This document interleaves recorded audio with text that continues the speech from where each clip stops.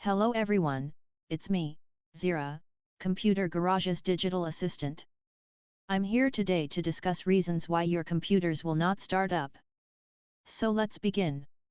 This is a common problem especially among desktops, when they are more than 3 years old. The most common fault is a power supply unit failure. With a power problem, there are a couple different places to examine. It could be the power supply unit has problems with one or more of the capacitors or coils or transistors. The first thing you do, if you have a power supply tester, is test it. First, you disconnect the main power line from the motherboard, which is the 24-pin power line. Then disconnect the CPU power lines, which are usually a 4 or 6 or 8-pin connectors. Plug them into a power supply tester and it should tell you if the power supply unit is good or not. If you have a really good power supply tester, it will tell you what line or lines have failed. Just from experience, generally it is the CPU power line, and not the main line, that has failed. We don't know why this is the case, but it is what we have seen time and time again through the years. At this point, you just replace the power supply unit. Basic power supply units for general desktop computers are usually only 500 watts. If you're running a gaming system, your PSU or power supply unit starts at 700 watts and can go higher. Always read the label on the existing power supply unit to know what to get. And it is okay to go with a higher wattage PSU. Also take note of all the connections you will need. Beyond the 24-pin main power line and the CPU power line, make sure your replacement power supply unit has enough SATA power connections, and IDE power connections if needed, and power connected to your video card if needed. Sometimes for specialized computers, you will have to order it online, versus visiting a store like Computer Garage. Sometimes it's a lot of work to replace a power supply unit on a desktop. You have to remove one or both side panels on the case to reach all the wires and connections. And there are a lot of connections, especially with the newer power supply units. Most times more connections than what you will need, which is okay.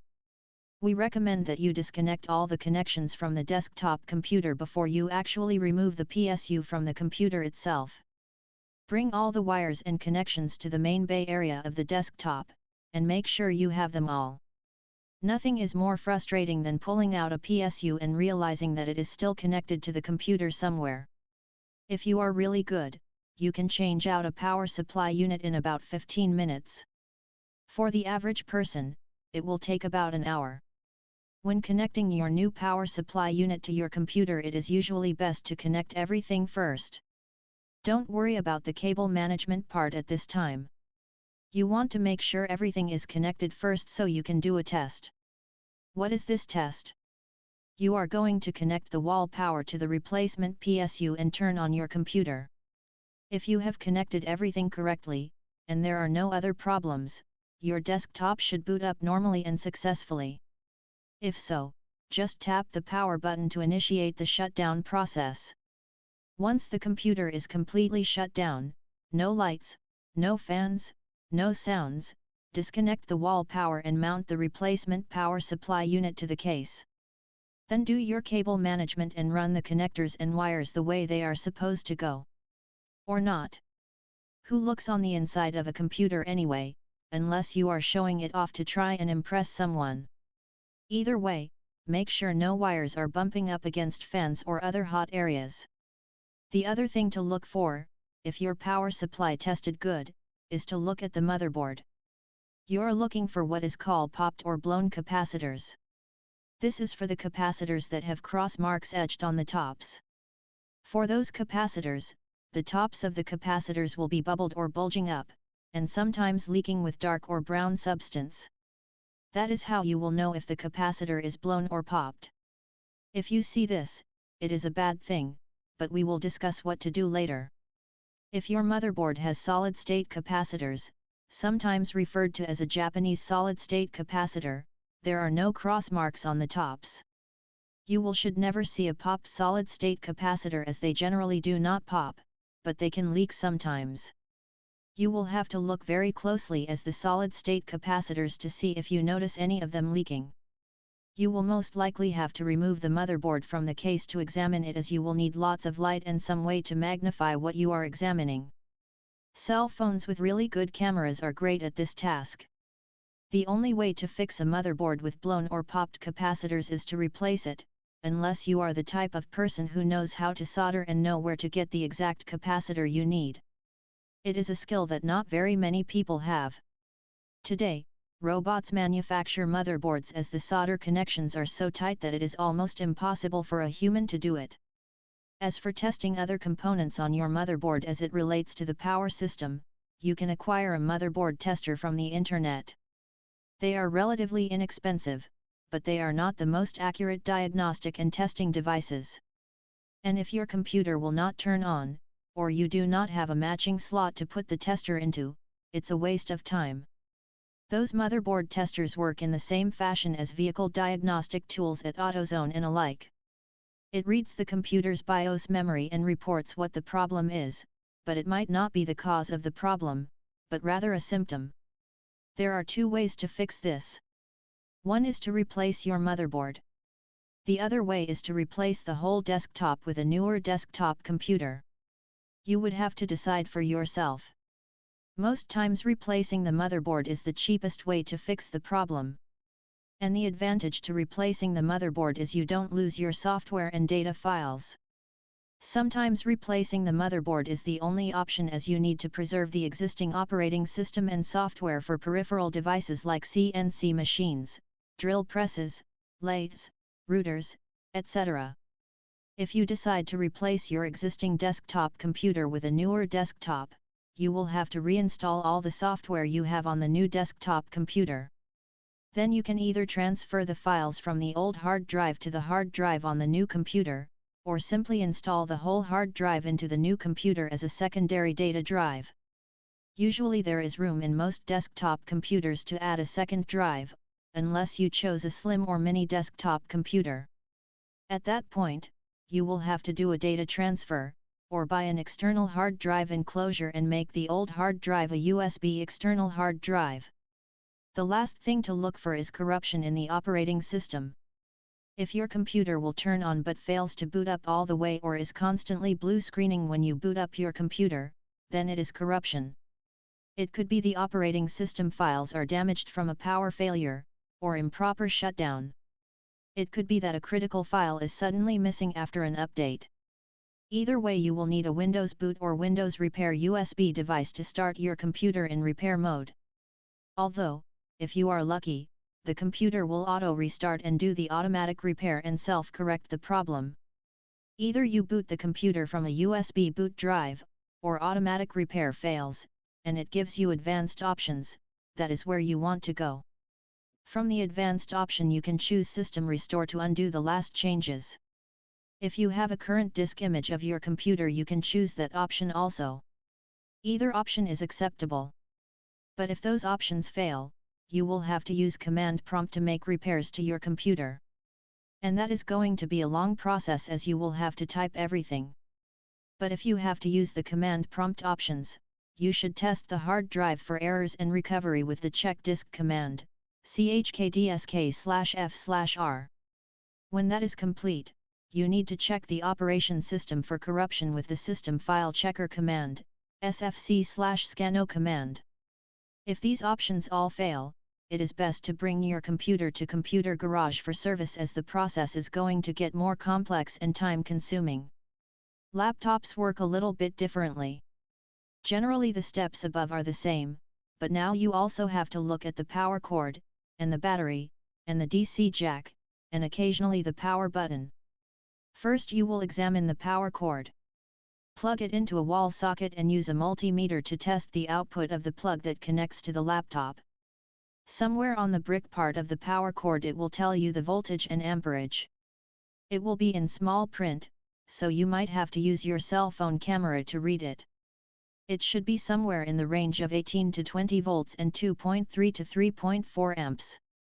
Basically whatever the brick says is what the output on the multimeter should read. You insert one multimeter tip into the inside of the plug and the other tip on the metal casing. If the inside of the plug has a pin, the tip you are inserting needs to make contact with the pin to get an accurate reading. Do not force the tip into the plug or bend the pin. If it does not fit, bring it to Computer Garage for testing. If you are getting a 0 reading, then there is no power going to your laptop, but it never hurts to bring it to Computer Garage for testing. And sometimes we have a good used matching power cord in stock. If the power cord tests good, then we need to check the battery. For older laptops, the battery slides out. Remove the battery, plug the computer in, and turn it on. If the laptop turns on without the battery, then the battery is faulty and needs to be replaced. Batteries should be changed every 2 to 3 years anyways, so if it is that old or older, you should replace it anyways. If the battery is an internal battery, one you cannot remove from the outside, you will need to open your laptop. If you are not comfortable doing this, bring it to Computer Garage. Remove all the screws, check for hidden screws under rubber feet or strips. Then using a pick, gently pry open your laptop at the seams. Start at a corner. Seams can be on top or on the side. And if you are lucky, occasionally the whole bottom plate of the laptop just slides off without having to pry it off.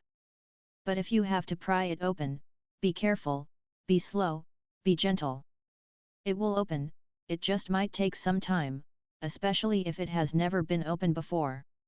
Once the laptop case is open, you will see many parts. Usually the internal battery is the largest part, sometimes even bigger than the motherboard itself. If your laptop has an internal battery, it will not turn on if the battery is disconnected or faulty. Physically examine the battery while it is still in the laptop. It should be smooth and flat, maybe some rises between cells, but in general, smooth and flat. If the battery is bulging, then the battery is faulty and needs to be replaced. When ordering a replacement internal battery for your laptop, make sure the cable comes with it. You can either order it online via the battery part number, or order it through us. Bring us the battery so we can make sure to order the correct battery. Once you have the replacement battery, install the new one, screw it in, and connect it. If it is not connected, it will not turn on. Place the bottom plate on your laptop but don't screw it in yet. Carefully insert your power cord into the DC jack, gently open the laptop into its normal use position, press the power button. If the power cord is good as previously tested, and the new battery is good, bad ones sometimes happen, your laptop should turn on and boot up successfully. If so, shut down the laptop properly. Gently close the laptop, flip it over and screw the plate back into place. Don't forget to screw in the hidden screws and reapply the rubber feet. Sometimes you need double-sided tape from the dollar store or hardware store to get the rubber to go back into place and stay in place. If your power cord tested good, and there is a new battery installed, and it still will not turn on, then the fault is in the DC jack. If the laptop turns on, but will not charge the battery, either the new battery is faulty or the DC jack is faulty. If you are going to exchange the new battery for a new one, you might as well consider replacing the DC jack also if possible. DC jacks come in two types: separate and attached. If the DC jack is a separate piece from the motherboard, then replacing it is a simple matter of ordering the correct part, and installing it.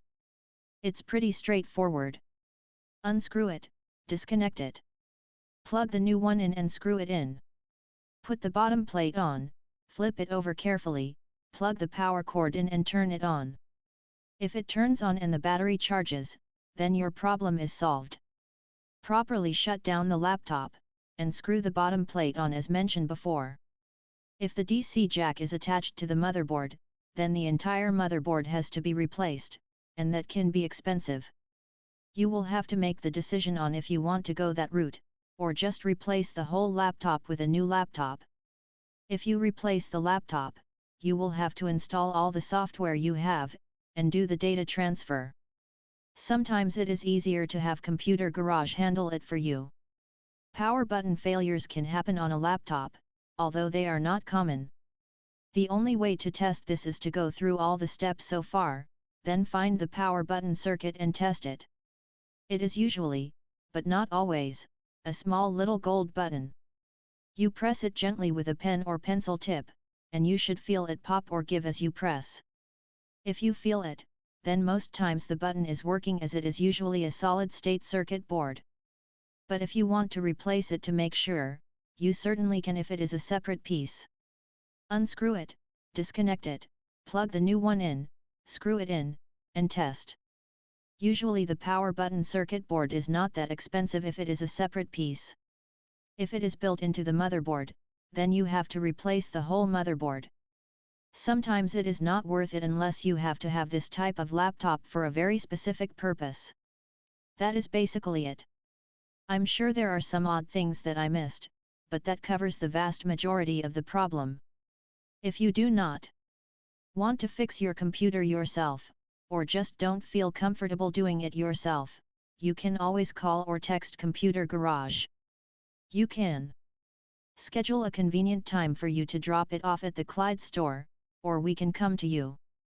Or you can utilize our Dropbox services, which are currently available in Norwalk, Ohio. The Sandusky, Ohio Dropbox location might be available also. Please click like this video.